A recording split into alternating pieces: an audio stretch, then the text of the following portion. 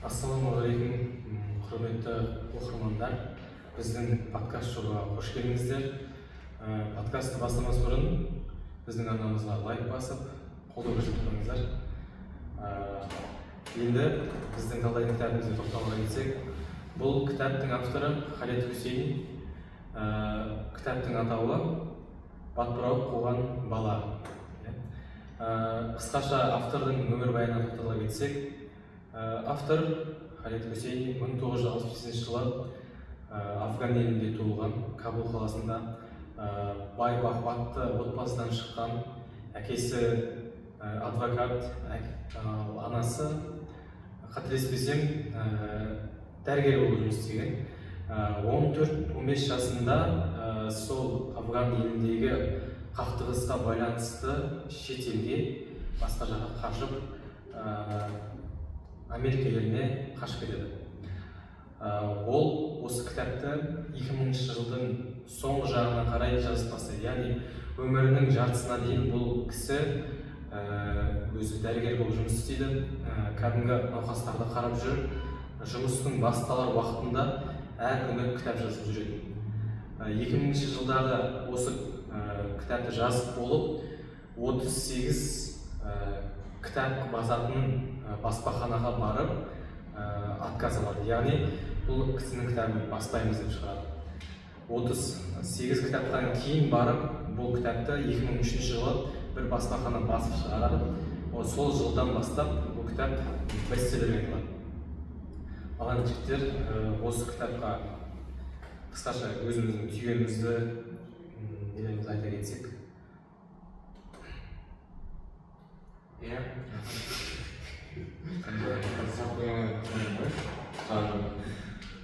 Сразу пока что осылай нелерімізді айта кетейін. Ең басты түйгендеріміз. Жалпы кітапта бір қатып қалған нәрсе достықпен сатқындық секілді. Мысалы Қасеннің Әмірге деген шынайы достығы, оған деген бір кіршіксіз сенімі бала күнінен. Ал Әмірдің екі ойлы болып жүрді.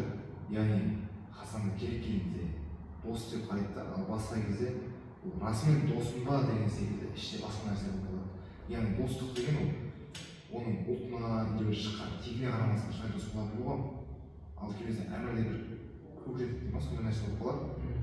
Хазармен дос болу ма деген осы нәрседен қатты бір сезінді. Достыққа деген бір зәрлік дейміз бе, достыққа деген немесе Әмірдің бейғам қарауы. Сонда мен түсіндім. Әмірдің ешқашанда нағыз досы болмады. Әмірдің Хасанға деген шынайы достығы болды. Оның басқа да ешқандай достық қарым-қатынасы ешкіммен болмаған. Тек қана оның өзіне солай достық сезім сыйлайтын Хасан ғана болатын. Кішкентай кезінде ше. Ал оның өмірбақи нағыз досы болмаған деп мен кітапты оқыған кезде солай түсіндім да. Келесі. Бұл кітаптан түйетін дүние көп деп ойлаймын. Оның бірі махаббат. Жалпы әке мен бала арасында достық ең қатты әсерлендірген махаббаттың түрі жалпы әкесі мен баласының арасындағы махаббаттың шыңы деп айта алмаймыз, бірақ сондай төмен деңгейдегі қарым-қатынасты байқай аламыз. Және достықтың арасында махаббат. Әкесінің баласына деген сондай бір күмәні дейміз бе, әлде сондай бір әкесінің баласының елемейтін кездерінің көп болғанын өзім байқадым кітаптан. Жалпы осы махаббат туралы көп түйуге болады. Сіз? Бұл кітап негізінен тек батпырау жайлы емес, жүректегі сондай ауыр өкініш сезімі жайлы айтылған да бұл кітапта. Бала кездегі қателіктің өзі кейін болашақта үлкен бір әсерін тигізуі мүмкін адамға. Ең қиыны негізі сол қателікті жасаған кезде емес, оны түзету түзетуге батылың жетпеген кез деп ойлаймын осы. Мен қазір мындай қатты дамып кетті ғой қазір заманда интернетте детский травма деген секілді нәрселер ше. Яғни осы кітап соның бір көрінісі секілді да. Бірақ ол кезде ондай атау болмады әрине. Бірақ соған келетін секілді. Яғни кішкентай кезінде оған травма болып қалды. Ол ондай оқыс оқиғаны өмірінде көргені, оның алдағы болашағына өте жаман әсерін тигізді негізі. Жаңағы сұрақтар. Жаңағы айтып сол травма деп, осы травма жөнінде мысалы әке мен баланың рөлін мысалы болады да. Яғни тиктокта жақында ғана тарап кеткен бір видео бар еді. Әкесінің баласын анықтағанша, баласы әкесін анықтады ғой. Мысалы сол видеода оны халықтың бәрі көзі қарап кетті да, яғни баласын емес деді. Мүмкін әкесі бала кезінде, жас кезінде баласын ұрған болуы мүмкін. Сол үшін или әкесі бұрын өзінің әкесін ұрған болып, баласы сол нені көрген болуы мүмкін. Сол үшін оған бұл нәрсе нормаль нәрсе болып көрінуі мүмкін. Дәл қазір оқиғадағы әмірге деген әкесінің ара қатынасы ертең әмірдің де бала шағасына сол қарым қатынасты дәл сол нәрсе одан кейін ұрпаққа да жалғасып кетуі мүмкін да. Әмірдің достық іздеуі, өзінің тәрбие алатын адамға бір қатты мән бермей қарауы, ол нәрсе оған нормаль нәрсе қалыптасып кететін болса, ол ертең қоғамға сіңісіп кетуіне үлкен бір мәселе болады да. Яғни андай нәрсе естігем, яғни адам қаншалықты өзіне көп оқыса, ізденсе, ол өзінің әкесінен көрген жаңағыдай дұрыс емес жерлерін кейін болашақта қайталамауға тырысады. Мысалға жаңағыдай ұрды дерлік қой. Ол өзінің баласын ұрмай тәрбиелейді, яғни келесіде ол қателікті қайталамауға тырысады да. Сондай нәрселерді оқығам. Поколение сайын дұрыс болады деген секілді. Ол жағда бар, бірақ мен практика жүзінде ол нәрсенің болуы да қиын болса секілді. Өйткені кейбір нелерін кісілер естіп отырмыз, айтады да, әкем бала кезде ұратын дейді да, мен ойлайтынмын сол кезде, ертең мен бала шағамды ұрмайын деп ше. Бірақ кейін бала шағам болған кезде білмейді да, бәрібір ұрып қоя бермейді да. Ол нәрсе іште бар ғой, ол нәрсені көрді ғой. Ол бәрібір ертең ол үшін бір жақсы деген секілді көрінеді. Шығамын. Тақырып болса Әдем айтып. Біздің де өмірімізде жалпы бәрімізге ата-анамызға қанша жағымпазым, қанша солардың қалауын істегенмен де бәрімізге естігеніміз сол жұрттың баласы деген сөз ғой негізі. Бұл жерде де сондай сияқты. Әкесінің сүйікті баласы болғысы келгенмен ол өзінің баласы емес, Хасанға көбірек көңіл бөліп әкесі. Әмірде ең бір жаман қасиеттердің бір пайда болды, ол көре алмаушылық деген. Сол бір қасиетті ол жеңе алмады. Сол үшін өзін дос деп санап жүрген сол Хасанға жаман сезім пайда бола бастады ол.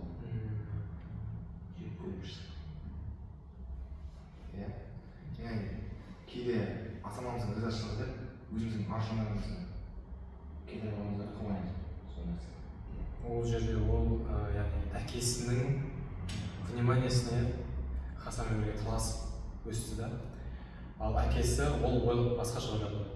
Әкесі бұл жетім бала, анасы жоқ, бұл өздері кедей, сондықтан оларға кішкене болсын көңіл бөліп, көңілін көтеріп қояйын деген мақсатта бәлкім соған қаттырақ көңіл бөлген шығар, бірақ ол өзінің баласын да кішкене ысырып қойып, шетке қалдырып қойды да. Кішкене сол жағынан қателік болған секілді. Енді мына жақта бірнеше сұрақтар құралған, соны қойсақ, әмір негізінен жасаған істері үшін шынайы зұлым атануға лайық ма? Ол сол жасаған әрекеттері үшін оны біз зұлым кейіпкер ретінде қарай аламыз ба?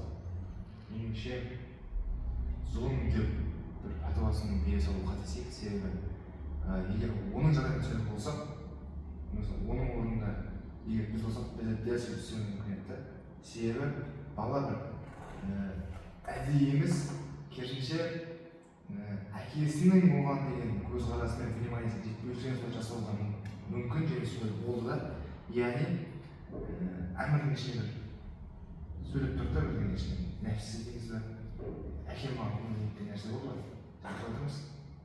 Яғни бала оймайдан іздеп ол нәрсені Хасанды жау секілді көріп алды. Одан кейін сол іште жүріп тұрған нәрсе шықты да түбінде. Зұлым деп алуға болмайды да. Бірақ ол жаңағыдай араласпады ғой, жаңағыдай бір оқиғалар орын алып кезде ше. Және де Хасанды жала жапты, жаңағыдай сағатын жастың астына салып кетіп ше. Сол нәрселерді жасаған үшін зұлым деп санауға болады емес пе? Ол қаншалықты дұрыс негізі?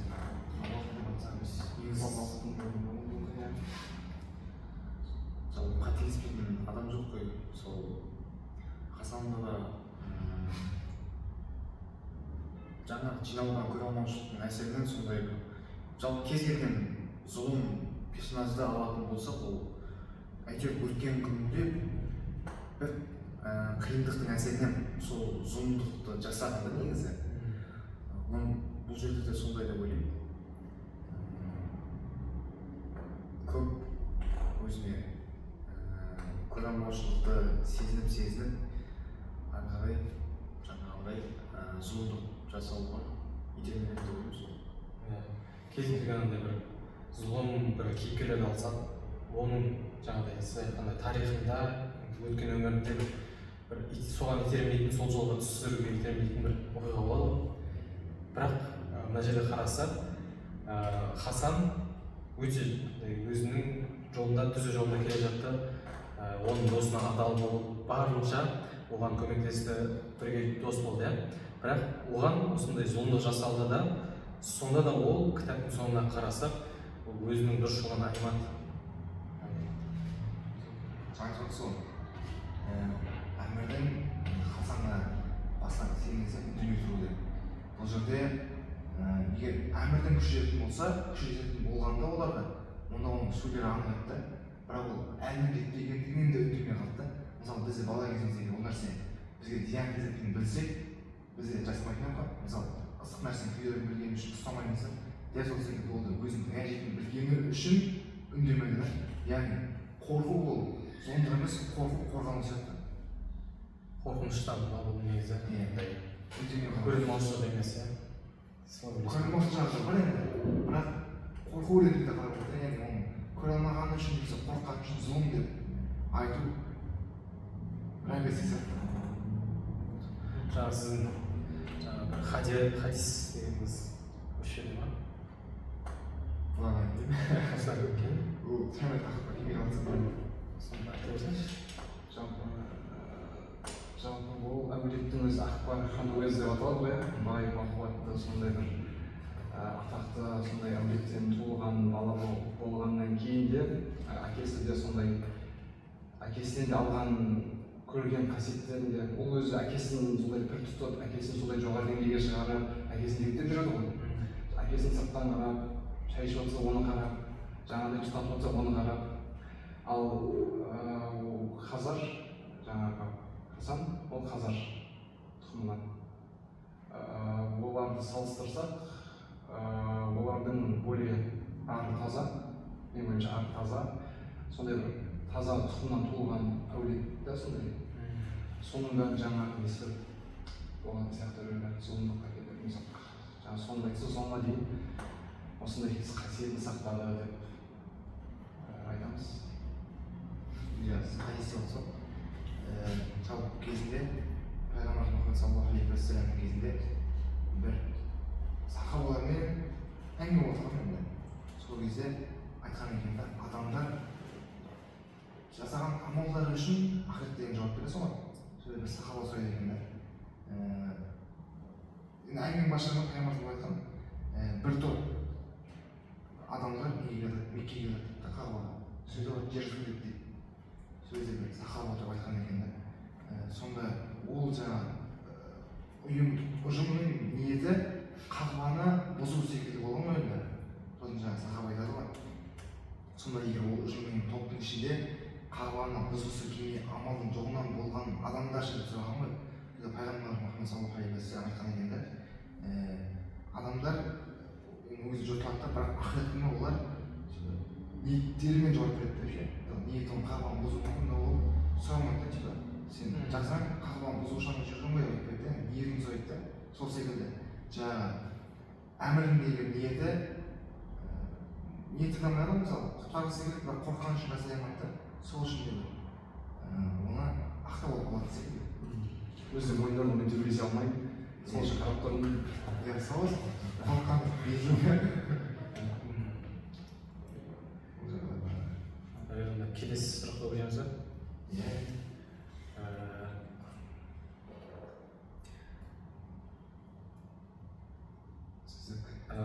Келесі сұрақ мынандай, яғни Әмір мен Хасан негізінде шынайы дос бола алды ма? Яғни олардың арасында білеміз, жаңағыдай таптық, теңсіздік бар деген секілді. Біреуі қол болса, біреуі байдың баласы деген секілді. Бірақ екеуі қашан қарасақ та айырылмастай бірге жүретін, бірге ойнайтын. Соған қарамастан олар шынымен негізінде дос бола алды ма бір-біріне?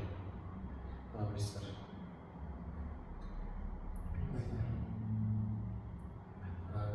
Хасанмен айырылмасақ дос болмыз. Мысалы, сіздер ойламаңыздар. Менің ойымша, ол бәрібірде өзінің Хасанның алдында бір шекара болды. Яғни Әмірге деген барынша жақын араласқанымен, жақын онымен қанша жүргенімен, оның алдында оның мырза деген бір шекара болды да, оны ол аттап өте алмады. Мысалға, біз достарымызбен жақын араластық деген ол бір-бірімізге әзілдесеміз, бір-бірімізге ойнаймыз, немесе басқа бір нәрселер ғой, ал ол жерде ол нәрсе мүлдем болмады. Сол кітаптың соңына дейін ол оны мырзам деп өтті.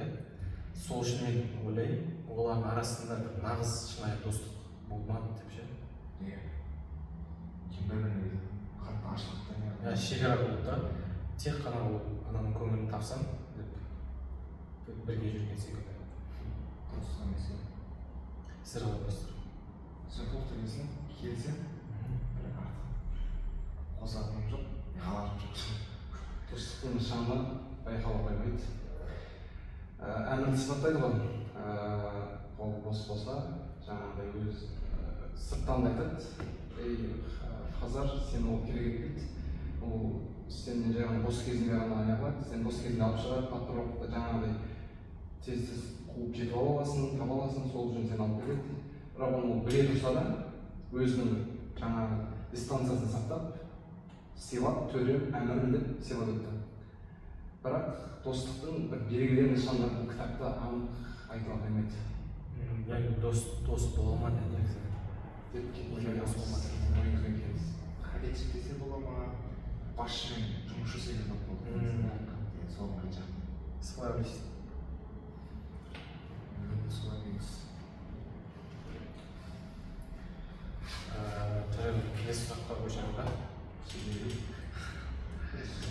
Келесі сұрақ мынандай дейді, яғни өзін құрбан етуі Хасанның ол шынайы өзін берілгендіктен ба, немесе оның таңдауы болмағандықтан ба?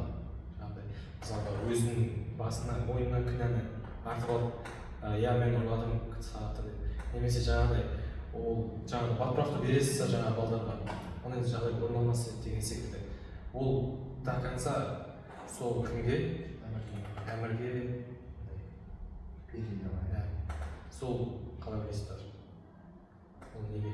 Амалдың жоқтығынан емес еді. Егер амал жоқтығынан болса, яғни амал жоқтыққа келсе болады, яғни проблемасымен бетпе-бет келген кезде болады да, ол жағдай болады ғой, шығатын жол болмай қалған кезде.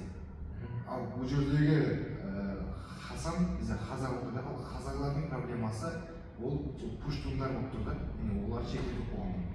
Егер бұл жердегі амал жоқтықтан дейтін болсақ, бұл кезде Хасан бір проблемаға барған сатып қалады да, яғни әмір пуштун ғой. Егер амал жоқтықтан асқан болса, ол кезде бұл либо өз өзіне қол жұмсайтын болмаса ауғанстаннан кетіп қалатын еді да қазір болған үшін. Бірақ бұл олай істемеді, бұл керісінше әмірмен барынша жақсы отырса да, яғни әмірді сыйлағандықтан оған дұрыс көзқараспен немесе жаңағыдай бұл менің төрем ғой деген секілді осы көзқараспен қарап соны қабылдай алғандығынан жасаған сияқты. мына жерде Хасанды екі жол тұрды да ше, біреуі я мен алдым деп, немесе мен алмадым деп айту үшін тұрды. Ол екеуінің де нақты қалай болатынын ойлап деп ойлаймын да. Мысалы бұл жерде ол мен алдым деп айтты ғой. Ол алған үшін оған ешқандай қолын шауға, ондай ештеңе болған жоқ, жай ғана балалықпен алды деп оны кешірім жасай алды да. Ал егер де бұл жерде ол мен алмадым деп барлық күнә ол кезде кімге? Әмірге түседі. Ол кезде ол әмір өтірік айтқан үшін және де басқаларды жаңағы құртпақ болған үшін оған уже көбірек минус болады да ше. Жаңағы Хасан соны ойлады деп ойлаймын. Ода таңдау болған жоқ иә. Таңдау болған жоқ па? Екі жолда оған Қайсысы жақсы, қайсысы азырақ деген ше. Басқа жақ зиян келеді. оның ойында өзінің зардап шеккен, чем әмір зардап шеккен ше. Әмір өзін қатты жақтырды. Болады ғой адам жақсы ретінде ең жақын адам үшін кез келген нәрсе дайын болады ғой. Сол секілді Хасан да бәлкім әмірді жақындады. Ол үшін осы нәрсеге барды.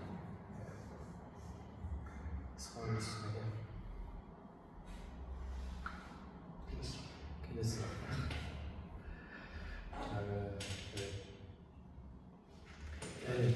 біз келесі сұраққа көшетін болсақ, мынандай кітаптың тақырыбының өзі, атының өзі Батпырақ бала иә. Неге олай аталды деп ойлайсыздар? Неге бұл жерде дәл батпырақ қолданылды? Батпырақ дегеніміз ненің символы ретінде бұл жерде рөл ойнап тұр деп ойлайсыздар? Ұлттық ойын секілді негізі Ауғанстандағы ұлттық ойындардың бірі болғанда автор өзі де айтқан болу керек. Ауғанстанда осы жоқ Кения болу керек. Ауғанстанда ұлттық ойын жыл сайын қыс айында болады деп ұлттық турнир сияқты. Бірақ батпыраққа қарағанда жаңағыдай ішкі сезімдер көп қозғалады. Айта жүрсің. Иә, сұрақ өте жақсы екен. Ойланатын, қозғалатындай сұрақ болды. Бұл жерде батпырақты біз алсақ болады, адамның дүниеге деген, жеңіске деген, ақтақ-байлыққа деген, сосын бір ішкі нәпсінің қалауын қандыру үшін жасалған әрекеттер ретінде алсақ болады. Себебі мысалы Асет пен Камалдың мысалы келіп Хасанға айтуынша батпырақты беріп, жеңісті бер деген. Ол да жеңіске деген бірінші ынта, ішкі нәпсінің қалауы ғой. Осы ретпен қарасақ болады. Және балалардың, Ауғанстандағы балалардың демалу секілді үлкен бір мән-маңызы бар. Батпырақ деген тек бір ойын емес, сонымен қатар қаншама адамдардың сезімдері, ішкі қалаулары, нәпсілерінің дүние жатқан секілді. Батпырақ арқылы яғни көрсетіп тұр ол жерде барлық нәрсені. Әкесінің баласының да қарақарлығын, жаңағы зұлымдықты да көрсетіп тұр. Ауғанстанның тарихын да айтып тұр. Барлық осы батпырақпен байланысты негіз. Батпырақ бұл жерде екі рөл ойнайтын сияқты. Балалық шақтағы жаңағыдай қызық ойнау сияқты болса, ал ересек шақтағы уже өкініш сияқты. Себебі ол есейген кезінде, ол батпырақ көрген кезде баяғы жасағанның бәрі есіне түседі оның. И кәдімгідей өзінің қателіктерін алып, сол өзі есіне түсіріп, бір өкініш сезімін өзіне ой аударған сияқты. Ой аударған деп ойлаймын. Толтырған нәрсе, яғни кітаптан түсінгеніміз бойынша адамдар батпырақты қолаған секілді кейбір кезде өз нәпсісін сонан қуалап жатады да. Қатты қуалауда соны жақсы қарамайды. Шеккен шығып жатсын. Мына мынандай осы сөз шегіше қазір осыны байланыстырып көріңізші мен айтамын бір жерде оқыдым яғни батпырауықтың қуысына қарасақ батпырауық кәдімгі бір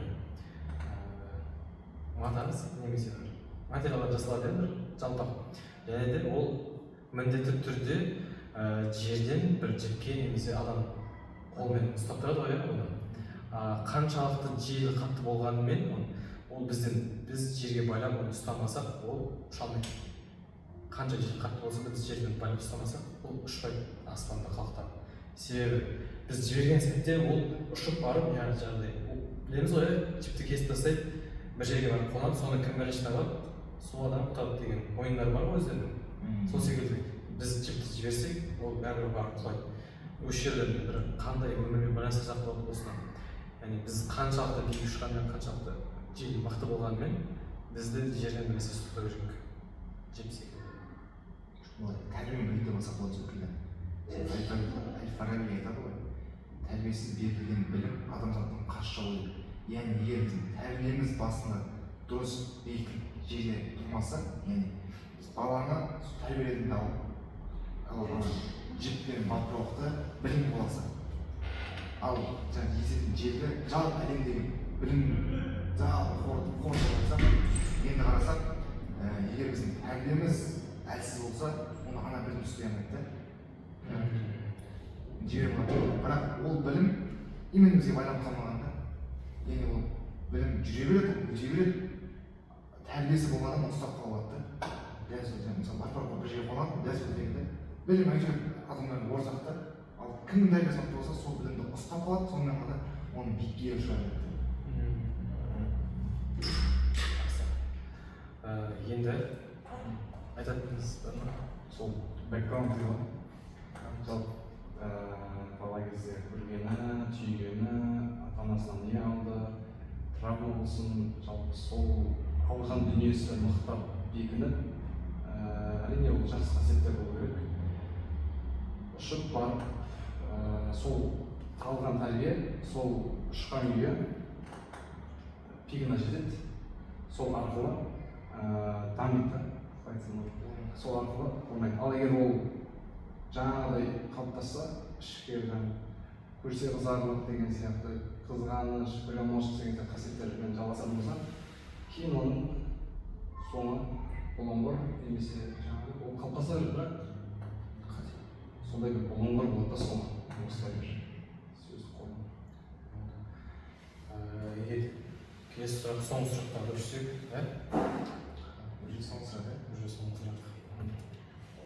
Енді бәріміз кітаптан оқыдық жаңағыдай соңында, яғни баласының аты Сахраб, Хасанның баласының аты. Сол Хасанды тауып алып, өз еліне кетеді ғой, Америкаға. Сол кезде ол жаңағыдай дәл сол паркке барып, қоңырау шалған кезде жүрген паркке барып, сол жерде батпырауық шығады бала екеуі. Оған дейін бала мүлдем күлмейді, мүлдем сөйлемейді, тұйық болып қалды да ше, өйткені кішкентай кезінен көрген қиыншылықтары, травмалары болған сондай тұйық қылып қояды. Сол жерде батпырауықты ұшырып жүріп, әмір ең алғаш рет сол Сахрабтың күлгенін көреді. Яғни осы жермен яғни кітап деп. Осыны біз киноларда болады ғой, хэппи энд деп ше. Солай хэппи энд деп айта аламыз ба? Немесе бұл бәрі де трагедия деп па? Қалай ойлайсыздар?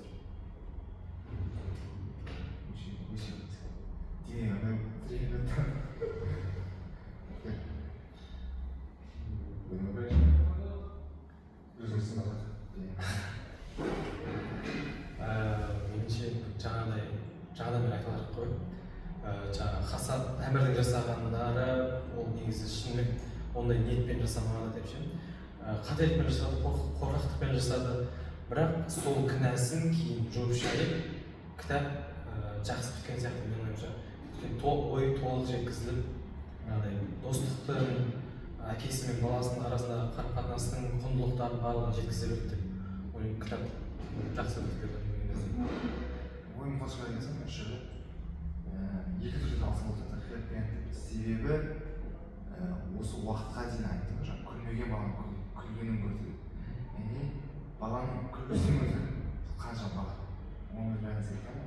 Ал трагедия қалса болады секілді, себебі баланың қиын өмірі мысалы сол әкесінің көрген қорлығы аз да, енді баласы да сол нәрсені көріп келе жатты да, ол нәрсені қаншама ауыр. Бала қанша көріп тұр дейді, оған не үшін күлуге айтылмаған нәрсе де бар.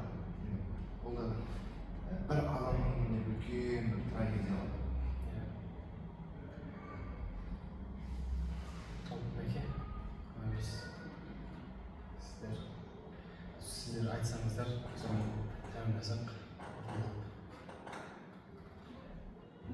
Соңғы жалпы бақыт пен күлумен біткен бірден бір себебі жалпы кітаптың сондай бір соғыс кезін ғана емес, зұлымдықты ғана емес, қарым-қатынасты ғана емес, сондай бір өмірдің бір жақсы тұсын, қайырлы тұсын бір жеткізгісі келген сияқты жалпы.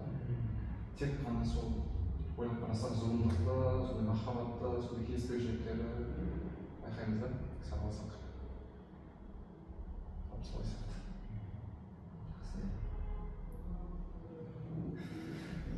Сізге қарап тұр. Жалпы мынау емін деп айтып жүр, өзіңіз қалай білесіз? Қорытынды ойыңды өзің. Жалпы жақсы еткен нәрсенің бәрі жақсы болады ғой енді көбінесе. Сол қиын кезеңдерде олар өткеріп, сол кезеңнен шығып, сол хаппи энд деп айтуға болады деп ойлаймын осы жерде. Себебі ол бала мүлдем күлмей кетуі де мүмкін еді егер оны Хасан жаңағындай өзі асырап алмағанда, ол бала тағдыры не болуы мүмкін еді егер Хасан жаңағындай ол өзінің қателігін жуып шаймағанда, оған өзінің қателігін қайттан жуып шаю үшін батылдық жетпеген кезде ол баланың тағдыры дәл шынды болатын еді дегендей. Осы үшін Хасан өзінің қателігін жуып шайғаны үшін барлығы жақсы аяқталды деп ойлаймын. Сол. Жалпы осы кітап туралы ойларыңыз қалай, жалпы қорытындылап айтқан кезде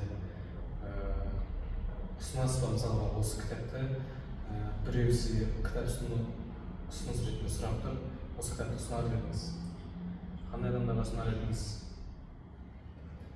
Ұсынар едім деп өте жасап ішінде өзінің жасаған қателіктерінде орын толтырып жатқан кеше мәселені түсінуге, достықты әке мен бала арасындағы тек әке мен бала емес, қоғамдағы бір үлкен кемшіліктерді қазір шәмәлі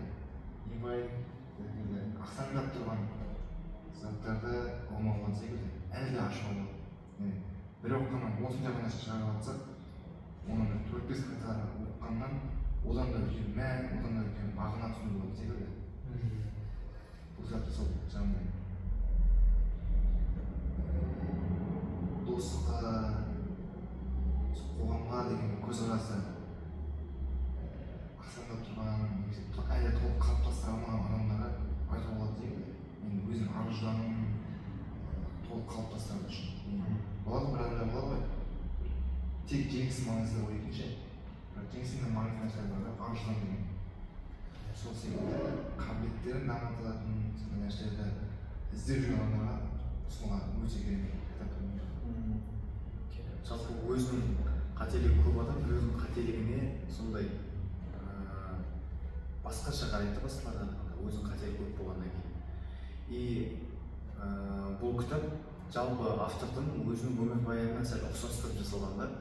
Менің ойымша автор өз қателігіне қарап отырып, басқалар да сондай қателікті жасамауға сондай шақырып, сондай ниетте жазған сияқты деп ойлаймын бұл кітапта. Бұл кітапты сондай қателікті жуып шаюға сондай несі жетпей отырған адамдарға оқуға кеңес беретін негізі өзім. жалпы іштей күйреп жүрген адамдар болады, өмірін көрген жандар болады, ара қатынасты үзген жандар болады. Жалпы сондай кісілерге ұсынуға, сыйлауға тұрарлық кітап деп ойлаймын. Екінші себеп, бұл кітаптың әлемдік бестселлер, тілі өте жеңіл, бір деммен оқып тастауға болады. Сол уақытта сыйлай береді. Тағы солай бір өмірдің бақытты тұстары болады, яғни жақсылықта жамандықпен қатар бірге жүреді. Сол үшін сондай бір іштей күйреген, іштей өзін әлі дейін кінәлі сезініп, сондай бір есікке жабылып қалғандай сезініп жүрген жанға осы кітап таптырмас. Тілі жеңіл, оқуға сондай бір кітап деп ойлаймын. Біраздан қуасың ба, иә? Алған соң нәрсе болады.